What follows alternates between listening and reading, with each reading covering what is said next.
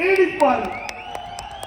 அந்த வகையிலே பொன்மனச்சம்பல் புரட்சி தலைவர் எம்ஜிஆர் அவர்களும் இதே புரட்சி தலைவி அம்மா அவர்களும் இருவரும் தலைவர்கள் இந்த மண்ணிலே இன்றும் மக்கள் மனதிலே வாழ்ந்து கொண்டு இருப்பதற்கு காரணம் மக்களுக்கு சேவை செய்தார்கள். தன்னலமற்று மக்களுக்காக சேவை செய்த தலைவர்கள் என்றைக்கும் மக்கள் உள்ளத்திலிருந்து பிரிக்க முடியாது. இதே போலதான் அண்ணா அவர்கள், பெருந்தலைவர் கர்மவீரர் காமராஜர் போன்ற தலைவர்கள் நமக்காக பிறந்து வாழ்ந்து நாட்டு மக்களுக்காக தன்னுடைய உழைப்பை கொடுத்து இந்த தமிழகம் ஏற்றப்படுவதற்கு அவர்கள் ஆற்றிய பணி ஏராளம். அப்படிப்பட்ட தலைவர்கள் என்றைக்கும் அவர்கள் மறைந்தாலும் மக்கள் மனதிலே வாழ்ந்து கொண்டிருக்கின்ற தலைவர் நம்முடைய தலைவர். அப்படிப்பட்ட தலைவரை திராவிட முன்னேற்ற கழக கட்சி சேர்ந்த ஒரு பொறுப்பாளர், மாநில உறுப்பினர், மாநிலங்களுக்கு திமுக தலைமை தாங்கிறார். அவர் மரியாதைக்குரிய போற்றுதலுக்குரிய பெருந்தலைவர் கர்மவீரர் காமராஜர் அவர்கள் பற்றி அவதூறாக பேசியது கண்டனத்துக்குரிய அவர் தேசிய தலைவராக விளங்குகிறார். அப்படிப்பட்ட தலைவரை இழிவாக பேசியவர்கள் திராவிட முன்னேற்ற கழகத்தை சேர்ந்த மாநில உறுப்பினர். அதை இன்றைய முதலமைச்சர் ஸ்டாலின் அவர்கள் கண்டிக்க கூட இல்லை. சிந்திச்சு பாருங்க, கண்டிக்க கூட இல்லை. அப்படிப்பட்ட கட்சி தமிழ்நாட்டுக்கு தேவையா? தேவையா? நாட்டுக்காக உழைத்த தலைவர்கள், மக்களுக்காக உழைத்த தலைவர்கள், தன்னலமற்று மக்களுக்கு சேவை செய்து மறைந்த தலைவர்கள் யாரையும் கொச்சைப்படுத்தி பேசுவது சரியல்ல. ஆனால் திராவிட முன்னேற்ற கழகத்திற்கு அந்த பண்பு கிடையாது. அப்படிப்பட்ட கட்சி அடுத்த ஆண்டு காற்றில் கரைவது போல் கரையும் என்பதை நினைவுபடுத்துகிறேன். ஏழைக்கு பெருந்தலைவர் காமராஜ் என்று சொன்னாலே கல்வி என்று வரும். அந்த கல்விக்கு வித்திட்டவர்கள் பொன்மனச்சம்பல் புரட்சி தலைவர் எம்ஜிஆர், இதே புரட்சி தலைவர் அம்மா. அந்த இருவரும் தலைவருடைய ஆட்சி காலத்தில் தான் நிறைய கல்லூரிகள் தமிழகத்தில் திறக்கப்பட்டன. எண்ணி பாருங்க, புரட்சி தலைவர் எம்ஜிஆர் காலத்திலும் புதிய புதிய கல்லூரிகள் திறக்கப்பட்டன. இதே புரட்சி தலைவர் அம்மா 2010 2021 வரை 10 ஆண்டு அனைத்து இந்திய அண்ணா திராவிட முன்னேற்ற கழக ஆட்சியில் நிறைய கல்லூரிகள் நாங்கள் திறந்திருக்கின்றோம். உதாரணத்துக்கு அனைத்து இந்திய அண்ணா திராவிட முன்னேற்ற கழக ஆட்சியிலே ஒரே ஆண்டில் 11 அரசு மருத்துவக் கல்லூரி மருத்துவமனை கொண்டாந்து சாதனை படைத்தோம். இந்த விருதுநகர் மாவட்டத்திலும் ஒரு சிறப்பான அரசு மருத்துவக் கல்லூரி மருத்துவமனை கொண்டாந்து ஏழைக்கு சிறப்பான சிகிச்சை அளிக்கக்கூடிய மருத்துவமனையை நாங்கள் வழங்கிய அரசு அதிமுக சுமார் 400 கோடி. அந்த மதிப்பீட்டில் இந்த பகுதி மக்களுக்கு, ஏழை மக்களுக்கு உயர்தர சிகிச்சை அளிக்கக்கூடிய அற்புதமான அரசு மருத்துவக் கல்லூரி மருத்துவமனையை கொண்டு வந்த அரசாங்கம் அதிமுக அரசாங்கம். இந்திய வரலாறுலேயே, தமிழக வரலாறுலேயே ஒரே ஆண்டில் 11 அரசு மருத்துவமனை மருத்துவக் கல்லூரி மருத்துவமனை கொண்டு வந்து சாதனை படைத்த அரசு அதிமுக அரசாங்கம். அம்மா இருக்கின்ற பொழுது 6 அரசு மருத்துவக் கல்லூரி மருத்துவமனை. 2011 2021 வரை அனைத்து இந்திய அண்ணா திராவிட முன்னேற்ற கழக ஆட்சியில் 17 அரசு மருத்துவக் கல்லூரி மருத்துவமனை கொண்டு வந்து சாதனை படைத்த அரசாங்கம் என்று நாங்கள் இந்த நேரத்திலே பெருமையோடு சொல்ல கடைபெற்றிருக்கிறோம். திமுக ஆட்சி வந்து 50 மாத காலம் ஆயிற்று. 50 மாத திராவிட முன்னேற்ற கழக ஆட்சியில ஒரு அரசு மருத்துவக் கல்லூரி மருத்துவமனை கூட கொண்டு வர முடியல. அதற்கு தகுதி வேணும், அதுக்கு திறமை வேணும். திறமை இல்லாத முதலமைச்சர் நாட்டை ஆளுகின்ற காலத்தில் தான் எந்த கல்லூரியும் அவர்களால் திறக்க முடியும். அதே நேரத்தில் ஏழை எளிய ஒடுக்கப்பட்ட தாழ்த்தப்பட்ட மக்கள் குறைந்த கட்டணத்தில் பட்டப்படிப்பு படிக்க வேண்டும் என்பதற்காக அதிமுக ஆட்சி 10 ஆண்டுல 67 கலை மற்றும் அறிவியல் கல்லூரி கொடுத்திருக்கிறோம். 67 கலை மற்றும் அறிவியல் கல்லூரி. எந்த ஆட்சியிலும் இவ்வளவு அரசு கலை மற்றும் அறிவியல் கல்லூரி திறந்த வரலாறு கிடையாது. அந்த வரலாற்றையும் அதிமுக அரசு தான் பெற்றது. 21 பாலிடெக்னிக் கல்லூரி, அதையும் அதிமுக ஆட்சி பேசுவாங்க. அதே போல பொறியியல் கல்லூரி 5, வேளாண்மை கல்லூரி 4, கால்நடை மருத்துவ ஆராய்ச்சி நிலையம் 5, ஐடி கல்லூரி, பிஎட் கல்லூரி, இப்படி ஏராளமான கல்லூரியை திறந்து இந்தியாவிலேயே பட்டப்படிப்பு படிக்கக்கூடிய முதல் மாநிலம் தமிழ்நாடு. வரலாற்று சாதனை, இந்தியாவிலேயே வரலாற்று சாதனை படைத்த அரசு அதிமுக அரசு. 2011ஆம் ஆண்டு ஆட்சி மாற்றம், இதயம் புரட்சி தலைவர் அம்மா தமிழகத்திலே முதலமைச்சராக பொறுப்பேற்கின்ற பொழுது 132 பேர் உயர்கல்வி படிச்சுட்டு இருந்தாங்க.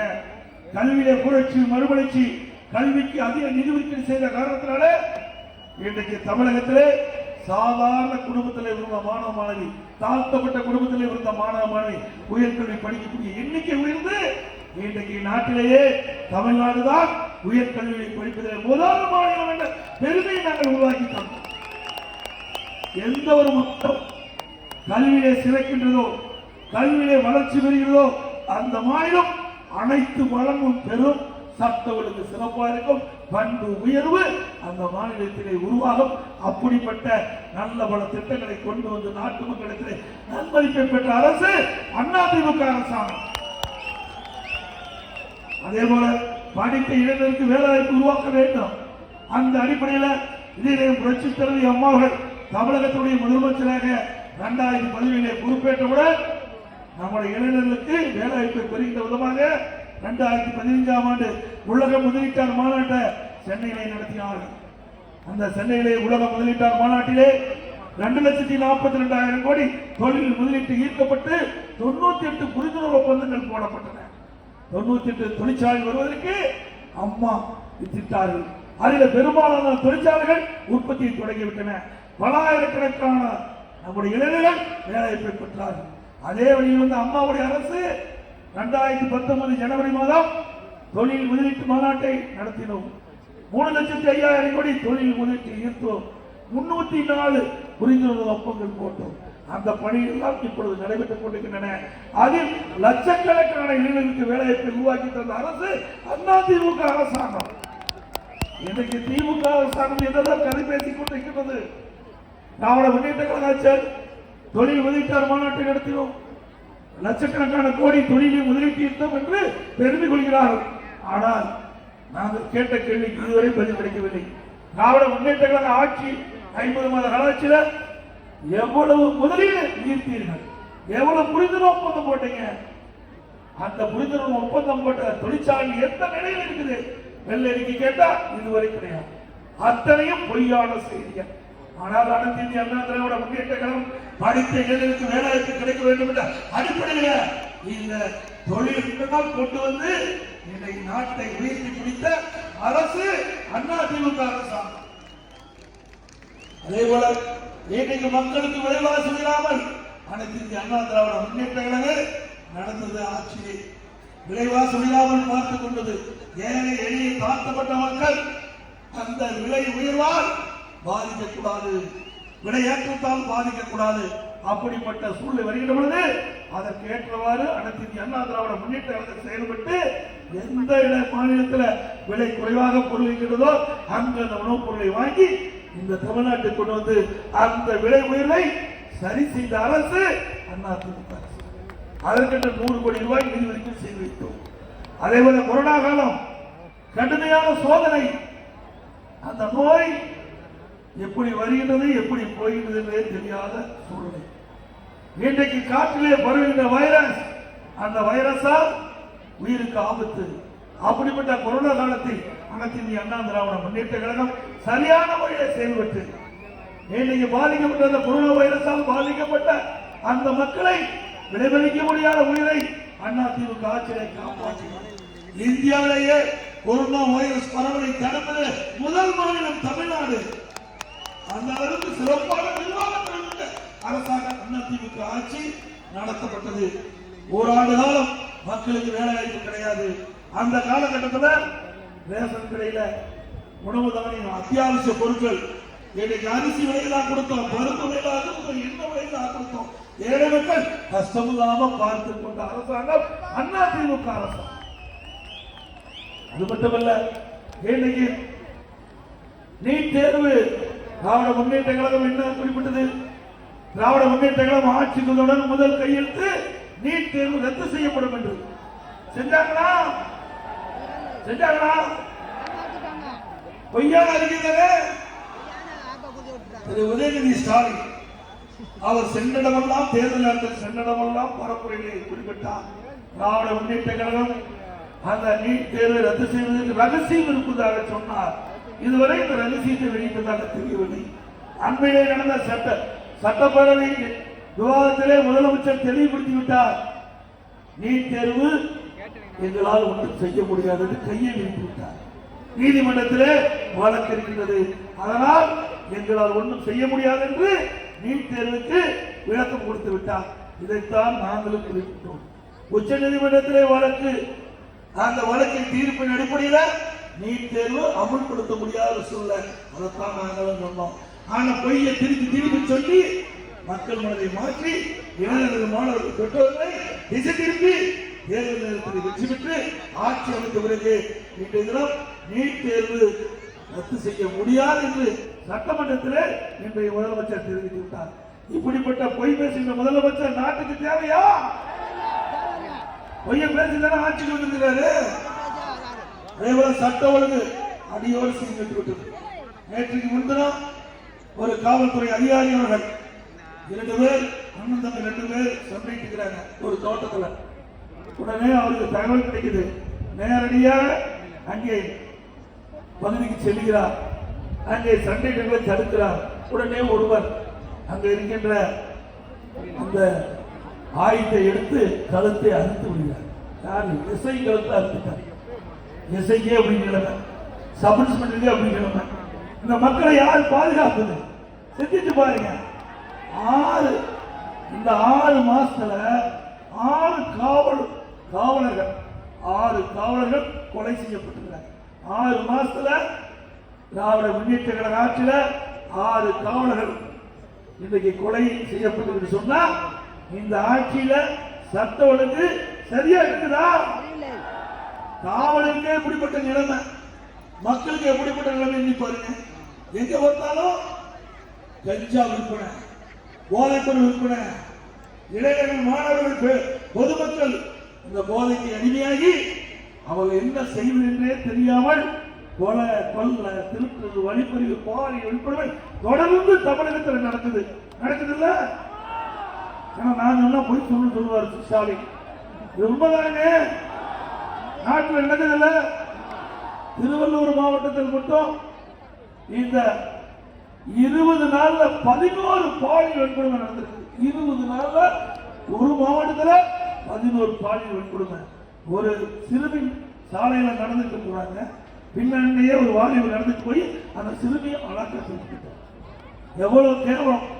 அடுத்து ஒரு வாரம் கழிச்சு அதே மாவட்டத்தில் அதே கும்மிடிப்பட்டியில மீண்டும் ஒரு சிறுமியை ஒருவர் கடத்திட்டு போறாங்க. இப்படிப்பட்ட ஆட்சி தொடர வேண்டுமா? ஸ்டாலின் அவர்களுக்கு பலமுறை எச்சரிக்கை விட்டார். பலமுறை சட்டமன்றத்தில் பிரதான எதிர்கட்சி தலைவர் என்ற முறையில் இந்த போலீஸ் மானிய கோரிக்கை வருகின்ற பொழுது முதலமைச்சருடைய கவனத்துக்கு தெரிவிச்சேன். சட்ட ஒழுங்கு அடியோடு சீர்திருத்தி விட்டது. தயவு செய்து சரி பண்ணு சொன்னேன். சரி பண்ற வெளியிலே இல்லை. ஏன்னா செய்யறதே திமுக தானே, வேற எப்படி திருத்த முடியும்? முதலமைச்சரால அவரே சொல்லிவிட்டார். திராவிட முன்னேற்ற கழக பொதுக்குழு நடக்குது, திராவிட முன்னேற்ற கழக கட்சியுடைய பொதுக்குழு நடக்குது. அந்த பொதுக்குழுல இன்றைய முதலமைச்சர் திமுக தலைவர் அந்த பொதுக்குழு நடந்த கூட்டத்தில் பேசுறார். இரவிலே கண்மூடி காலையிலே கண்முடித்து பார்க்கின்ற பொழுது எங்களுடைய கட்சிக்காரனால் என்ன நடக்குமோ என்று பதறி கண்டுபிடிக்கிறார். யார்? நாட்டுடைய முதலமைச்சர். அப்படின்னா கட்சிக்காரன் செய்யறது அவரே ஒத்துக்கிட்டாருல்ல, அவர் எங்க போய் நாட்டை திருத்துறது? அப்படிப்பட்ட முதலமைச்சர் நாட்டை ஆண்டா நாட்டில் சட்டம் ஒழுங்கு சிறப்பா இருக்க முடியுமா? இது நாங்க சொல்ல, அவரு சொன்னதும் அப்படியே நான் திருப்பி சொல்றேன், அவ்வளவுதான். அதோட அதிமுக ஆட்சியில இன்றைய தினம் இங்க வர்த்தக மையம் இந்த விருதுநகர் தான் நம்முடைய பொருளுக்கெல்லாம் விலை நிர்ணயம் செய்யப்படுவதாக நான் கேள்விப்பட்டேன். அப்படி தமிழ்நாடு முழுவதும் இந்த உணவுப் பொருட்கள் மற்றும் பொருட்கள் நிர்ணயம் செய்யக்கூடிய ஒரு பகுதியாக இந்த விருதுநகர் நடந்து கொண்டு இருக்கின்றது. இன்றைக்கு நான் வருகின்ற பொழுது எங்களுடைய சேலம் மாவட்டம் ஆத்தூர்ல ஒரு நகைக்கடையில 2 வாலிபர்கள் வந்து நகை வாங்குற மாதிரி வாங்கிட்டு இருக்க கையில் ஆசிட் எடுத்து முகத்தை விசுறாங்க. விசுற உடனே அந்த முகத்தை துடைக்கிறதுக்கு அந்த நகையை எடுத்துட்டு ஓடிட்டோம். இப்ப வரும்போது இந்த வலைதளத்துல காட்சி. வியாபாரிகளுக்கு பாதுகாப்பு கிடையாது. பட்டம் பகல்ல இன்றைக்கு சேலம் மாவட்டம் ஆத்தூரில் நடந்த நிகழ்ச்சி. இப்படிப்பட்ட ஆட்சி தேவையா? சிறுமிக்கும் பாதுகாப்பு இல்ல, பாட்டிக்கும் பாதுகாப்பு இல்ல, ஒட்டுமொத்த பெண்களுக்கும் பாதுகாப்பு இல்ல, ஒட்டுமொத்த பொதுமக்களுக்கும் பாதுகாப்பு இல்ல. அப்படிப்பட்ட ஆட்சி மீண்டும் வர வேண்டுமா? இதெல்லாம் நடந்த உண்மை தான் நாங்க சொல்றோம். ஒன்னும் பொய் சொல்லவே இல்லை. தொலைக்காட்சியில் வருது, பத்திரிகை வருது, வருகின்ற செய்தியை தொகுத்து நாங்கள் பேசுகிறோம். தமிழகத்தை பொறுத்த வரைக்கும் திரு ஸ்டாலினை பொறுத்த வரைக்கும் குடும்ப கட்சியாகி குடும்பத்தில் இருக்கிற உறுப்பினர் ஆட்சி அதிகாரத்துக்கு வரணும். அதுக்காக திரு ஸ்டாலின் கட்சி நடத்திட்டு இருக்காரு. திமுக கட்சி என்ற ஒரு கம்பெனி நடத்திட்டு இருக்காரு. ஸ்டாலின் கட்சி இல்ல, அது கம்பெனி ஆகி போச்சு. நீங்க நல்லா பாருங்க, திரு கருணாநிதி இருந்தார், அவர் முறை ஸ்டாலின், அதுக்கு உதயநிதி, இப்ப இன்பநிதி வருகிறார். அங்க இருக்கிற ஒரு மந்திரி சொல்றார், மந்திரி சொல்றார், இன்பநிதி வந்தாலும் இன்பநிதி வந்தாலும் நம்ம ஏற்றுக்கொள்வோம் என்று. அப்புறம் எங்க போய் நாடு உருப்படியாகும்? இப்படி குடும்ப கட்சி, வாரிசு அரசியல், மன்னர் ஆட்சி தேவையா தமிழ்நாட்டுக்கு? அவர் அதைத்தான் பார்க்கின்றார். நாட்டு மக்களை பார்க்கிறார். ஓட்டு போட்டு ஆட்சியில் அமர்ந்த மக்களை இந்த அரசு பார்க்கவில்லை. இந்த மக்களுக்கு ஏற்படைய துன்பம், துயரம், வேதனைகளை பற்றி கவலைப்படல, விலைவாசிகளை பற்றி கவலைப்படல, சட்ட ஒழுங்கை பற்றி கவலைப்படல. நாட்டில் நிலவுகின்ற பிரச்சனை தீர்ப்பதற்கு நம்ம முதலமைச்சருக்கு தில்லு திராணி தீர்ப்பு இல்லை. என்ன இருக்குது சொல்லுங்க. அது மட்டும் இல்ல, இன்றைக்கு இது நகராட்சி, இதெல்லாம் வீட்டு வரி 100% உயர்த்திட்டாங்க, கடவரி 170% உயர்த்திட்டாங்க. அதே போல குடிநீர் வரி உயர்த்தியாச்சு. போதாதுக்கு குப்பைக்கு வரி போட்டாச்சு. மின் கட்டணம் 67% உயர்த்தப்பட்டு விட்டது. கடைக்கு வீட்டில் வரலாம், அது வேற உயர்த்தப்பட்டது. தொழிற்சாலைகள் கட்டணம் உயர்வு. நேற்று தினம் தொழிற்சாலை நிறுவனங்கள் என்னை சந்தித்து பேசுகின்ற பொழுது இன்னைக்கு தொழிற்சாலைக்கு கட்டணம் உயர்த்தப்பட்டு விட்டார்கள். சிறு குறு நடுத்தர